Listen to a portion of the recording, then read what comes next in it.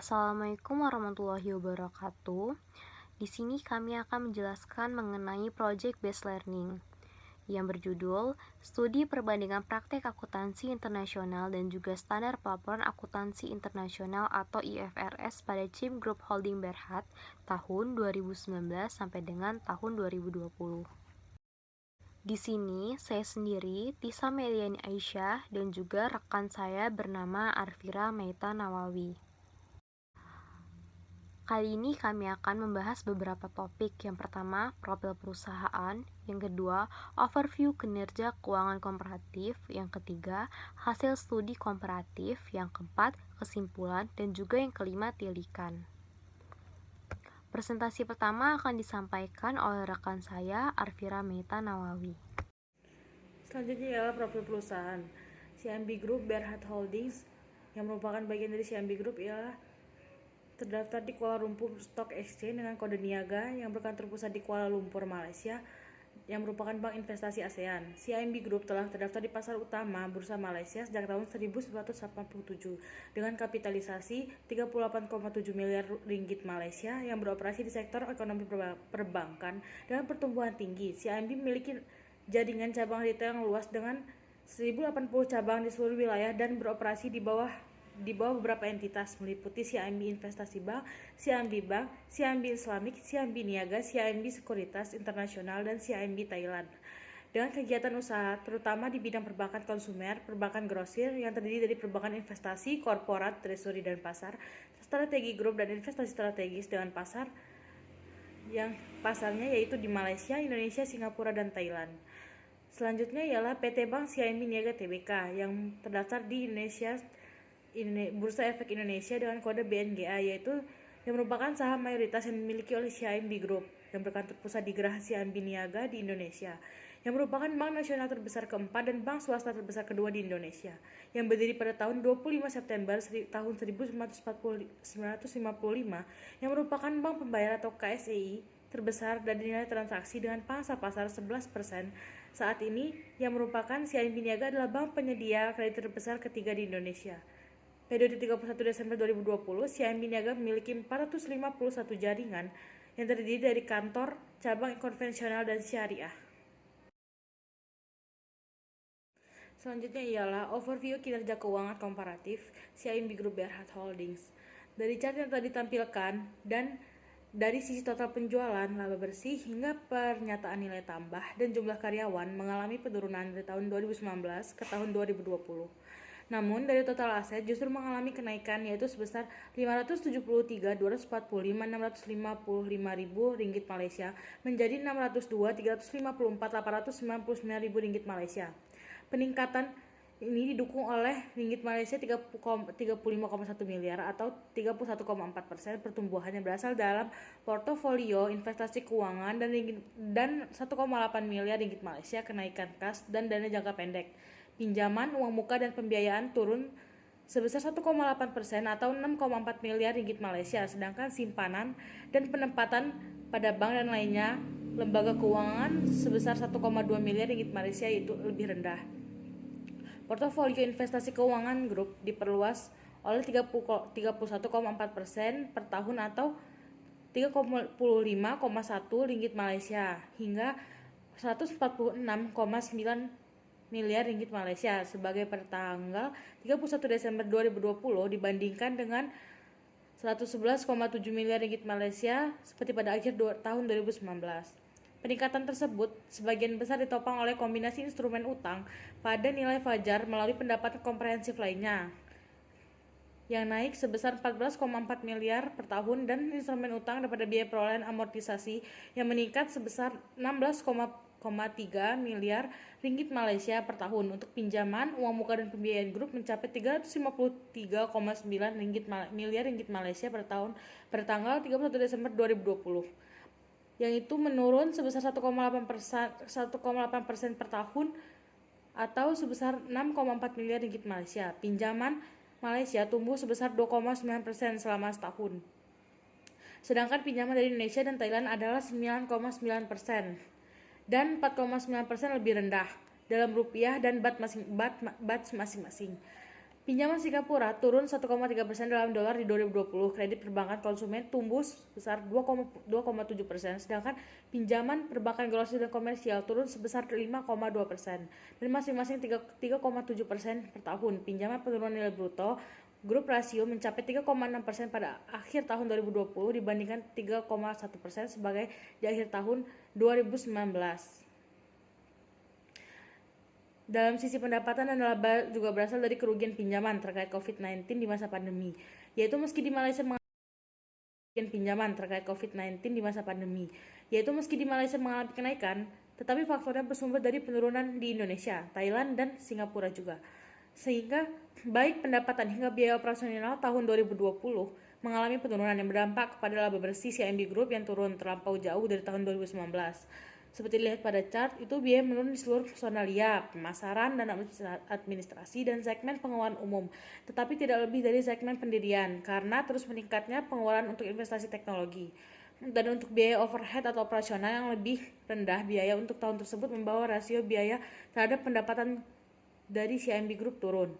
Dalam lingkup nilai tambah yang dialokasikan kepada karyawan, pemerintah, penyedia modal, masyarakat, vendor, dan untuk menginvestasikan lagi kembali ke perusahaan karena mengalami penurunan dalam pendistribusiannya juga mengalami pengurangan alokasi terlebih dari sisi investasi dan rencana investasi dividen, depresiasi, dan amortisasi hingga laba ditahan dari 33,9% menjadi 19,2%, berbanding terbalik dengan alokasi terhadap karyawan yang justru meningkat. Di sisi lain juga, jumlah karyawan juga terkena dampak terkait total pendapatan yang menurun, sehingga biaya operasional seperti biaya gaji juga mengalami keterbatasan alokasi pada tahun 2020. Selanjutnya adalah overview kinerja keuangan dari sisi PT Bank Siambi Niaga Tbk dalam jutaan rupiah. Total aset pada Bank CIMB Niaga juga mengalami kenaikan tahun 2019 ke tahun 2020 sebesar 280.943.605 dalam jutaan rupiah. Namun, laba sebelum pajak mengalami penurunan yang cukup besar, yaitu sebesar 44,5% di tahun 2019 sebesar 5,3 triliun rupiah menjadi 2,9 triliun rupiah di tahun 2020. Untuk laba bersihnya juga mengalami penurunan besar, yaitu 48,6% di tahun 2019 sebesar 3,9% dan menjadi 2 triliun rupiah di tahun 2020. Serta terdapat rasio kecukupan modal atau CAR, capital adequacy ratio, yang mengalami peningkatan di tahun 2020 sebesar 21,92%, sedangkan CASA mendapat total 123,7 triliun rupiah dengan rasionya meningkat sebesar 59,62%.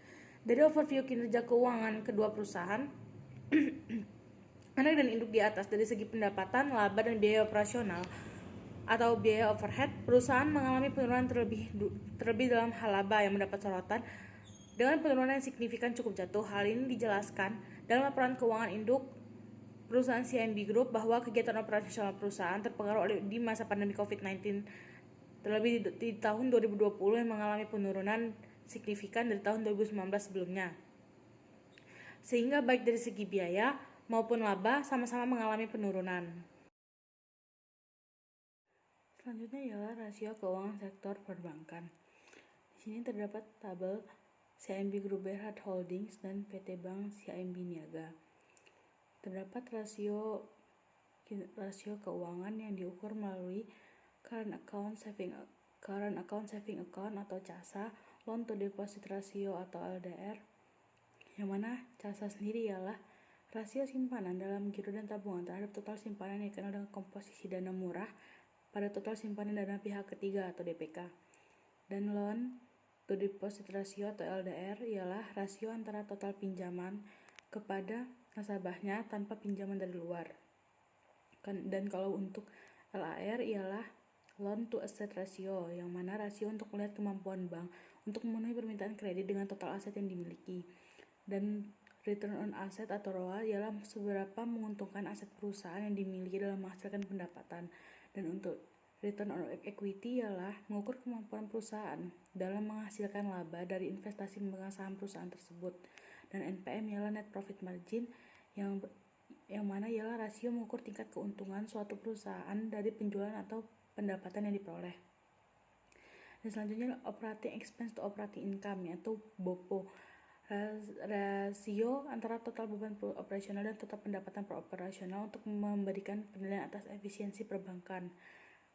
Dan selanjutnya ialah ada capital adequacy ratio, yaitu rasio kecukupan modal untuk melihat risiko kerugian akan dihadapi dan memenuhi kebutuhan deposan dan kreditur lain dalam membandingkan antara jumlah modal dengan aset terima menurut risiko. Dan yang terakhir adalah debt to equity ratio, yaitu rasio utang terhadap modal yang digunakan untuk membutuhkan operasional perusahaan, kebutuhan yang harus berada pada jumlah yang proporsional. Di tabel berikut ini ialah terdapat nominal dari kedua perusahaan anak maupun perusahaan induk. Terdapat pada current account, saving account atau CASA, itu mengalami kenaikan signifikan dari tahun 2019 ke 2020, baik Grup Berhad CIMB Group maupun Bank Niaga. Dan untuk LDR, LAR, ROA, ROE, dan NPM serta BOPO itu mengalami penurunan dari tahun 2019 ke tahun 2020.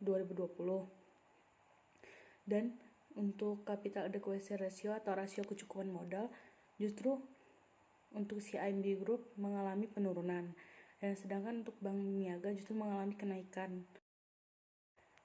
Dan pada debt to equity ratio terjadi kenaikan dari tahun 2019 ke 2020. Selanjutnya ialah penjelasan atas tabel rasio keuangan perbankan yang telah di-input tadi dan diinterpretasikan dalam bentuk grafik. Yang pertama ialah LDR, rasio LDR kedua perusahaan untuk 2 tahun terakhir menunjukkan hasil rasio ideal, dan yaitu tidak lebih dari 100% dan tidak di bawah 65%. Nilai rasio paling tinggi berada di Bank Niaga tahun 2019, yaitu 97%. Jika melampaui 100%, justru ia akan menjadi tidak efektif karena terlalu banyak penyaluran kredit. Oleh karena itu, diperlukan pencegahan berupa menghambat pertumbuhan kredit atau menaikkan bunga simpanan untuk menggalang dana simpanan. Dan respon Bank Niaga menunjukkan penurunan LDR di tahun 2020, yang juga berarti penyaluran kreditnya berkurang cukup signifikan dibandingkan CIMB Group. Dan untuk LAR-nya, semakin kecil rasio LAR, maka akan semakin tinggi tingkat likuiditas. Dari tahun 2019 ke 2020, LAR menurun, yang berarti tidak dibutuhkan aset total perusahaan yang besar untuk membiayai kredit yang diberikan, dan likuiditasnya bagus serta tidak mempengaruhi risiko kredit macet yang tinggi dengan antisipasi menyiapkan cadangan kerugian penurunan nilai atau CKPN. Dan untuk grafik pada CASA, rasio CASA yang semakin tinggi menunjukkan bahwa biaya dana yang lebih rendah atau COF, karena bank biasanya tidak memberikan bunga deposito giro dan bunga tabungan sangat rendah, yang kemudian mengarah ke margin bunga bersih yang lebih tinggi. Terjadi peningkatan CASA yang cukup signifikan pada CIMB Group dari tahun 2019 ke tahun 2020, yang menandakan sinyal positif biaya dana yang relatif rendah juga. Selanjutnya merupakan interpretasi dari grafik-grafik yang telah disediakan, yaitu dari ROA, ROE, dan NPM. Dan untuk ROA, rasio ROA yang menurun dari tahun 2019 ke 2020 menandakan sinyal negatif, yang berarti perusahaan mengalami kerugian, yang mana perusahaan tidak memperoleh laba bersih. Dan untuk ROE-nya sama halnya dengan ROA, nilai rasio ROE yang kecil dan menurun menandakan bahwa perusahaan juga tidak memperoleh laba dan mengalami kerugian, terlebih pada CIMB Group yang mengalami keperosotan nilai rasio dari tahun 2019 ke 2020. Dan untuk NPM atau net profit margin, rasio NPM mengalami penurunan yang cukup jatuh dari kedua perusahaan yang dalam rentang waktu tahun 2019 ke tahun 2020, yang mana perusahaan kurang memaksimalkan laba bersih perusahaan dan kurang mampu meminimalisir alokasi pengeluaran beban dan dengan rasio laba bersih sebesar 6,38% dan 9,71%, yang terlampau jauh dari angka rasio tahun sebelumnya. Hal ini dapat dilakukan langkah-langkah dengan melakukan pengurangan penjualan untuk meminimalkan beban-beban. Rasio keuangan perbankan terakhir yaitu BOPO, DR, dan CAR. Dalam BOPO, rasio dalam waktu 2 tahun mengalami penurunan. Hal ini berarti dalam sisi BOPO menunjukkan bahwa beban operasional yang turun dan menjadi rendah mampu mengcover dengan kenaikan pendapatan operasional lebih besar, sehingga dalam tahun berjalan ini cukup efisien dalam dengan pengelolaan beban operasional yang baik, serta memaksimalkan pendapatan dengan menjaga rasio BOP agar menjadi seefisien mungkin. Dan untuk dari sisi DR-nya, rasio DR yang meningkat dari tahun 2019 ke 2020 menunjukkan bahwa semakin besar kedua perusahaan sama-sama menggunakan utang dibandingkan modal yang dimiliki. Karena semakin rendah rasio DR, berarti bahwa utang perusahaan lebih kecil daripada seluruh aset yang dimilikinya. Sehingga dalam kondisi yang tidak diinginkan terjadi, perusahaan tetap dapat melunasi seluruh utangnya. Dan dalam grafik CAR, rasio CAR dalam CIMB Group mengalami penurunan yang mana berarti terjadi penurunan kemampuan perusahaan dalam menghadapi kemungkinan kerugian risiko yang memiliki nilai rasio CAR dari tahun 2020 masih berada dalam rentang batas minimal CAR yaitu 17,72% dari 8% batas minimal. Sedangkan untuk bank niaga rasio CAR meningkat yang berarti kemampuan perusahaan juga meningkat dalam melindungi nasabah dan menjaga stabilitas sistem keuangan secara keseluruhan dan dalam menghadapi risiko kredit dengan rasio 21,92%.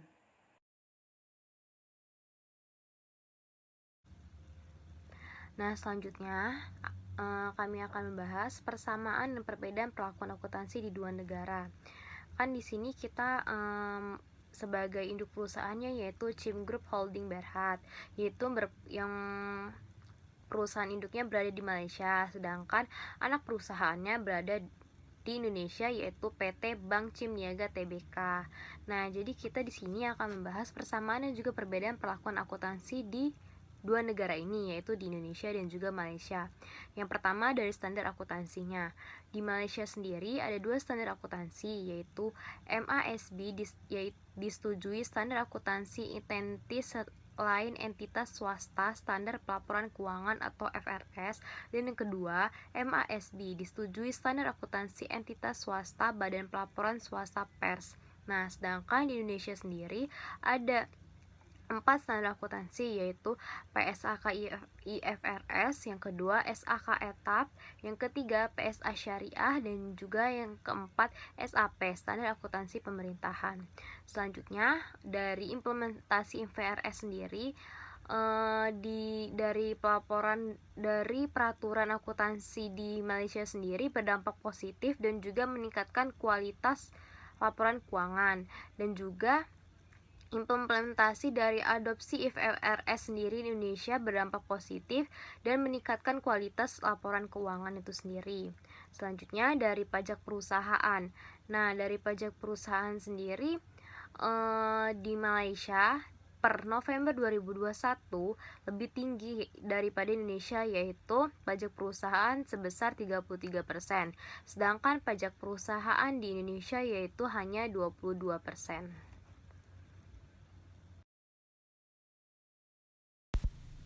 Selanjutnya, perlakuan pajak amnesti. Di Malaysia sendiri, kebijakan intensif pajak berupa pembebasan pajak dan juga pengurangan pajak bagi industri tertentu yang berlaku efektif pada tanggal 1 Januari 2019. Sedangkan pengampunan pajak atau undang-undang tax amnesty sudah ada di Indonesia sejak 28 Juni 2016. Selanjutnya dari penyajian laporan keuangan. Tidak ada perbedaan dari penyajian laporan keuangan, yaitu di mana jenis laporan keuangan antara Indonesia dan juga Malaysia sama, yaitu terdapat 5 jenis laporan keuangan. Yang pertama, laporan posisi keuangan atau neraca. Yang kedua, laporan laba rugi. Yang ketiga, laporan perubahan likuiditas. Yang keempat, laporan arus kas. Yang kelima, catatan atas laporan keuangan atau CALK. Selanjutnya, satuan mata uang dalam penyajian laporan keuangan. Di Indonesia sendiri, seperti yang kita tahu, saat menyajikan laporan keuangan maka mata uang yang dipakai adalah rupiah atau Rp.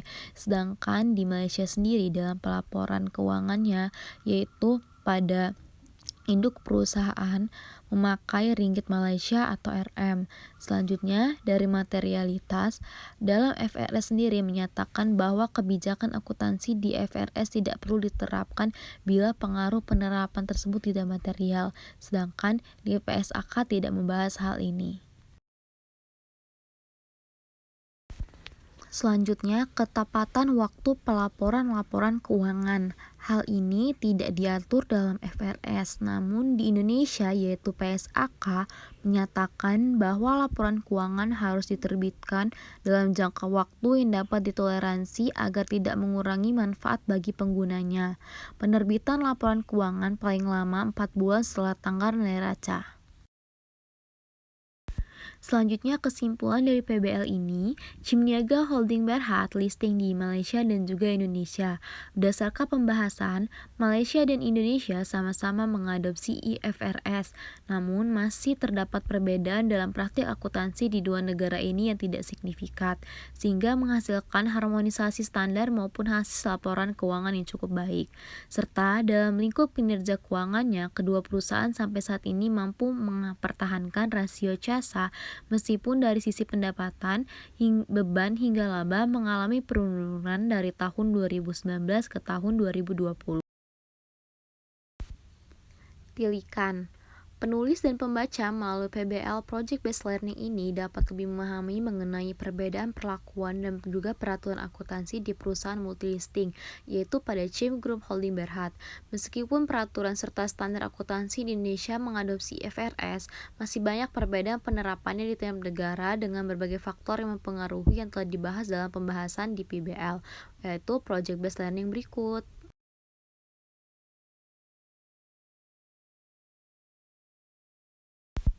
Thank you for watching.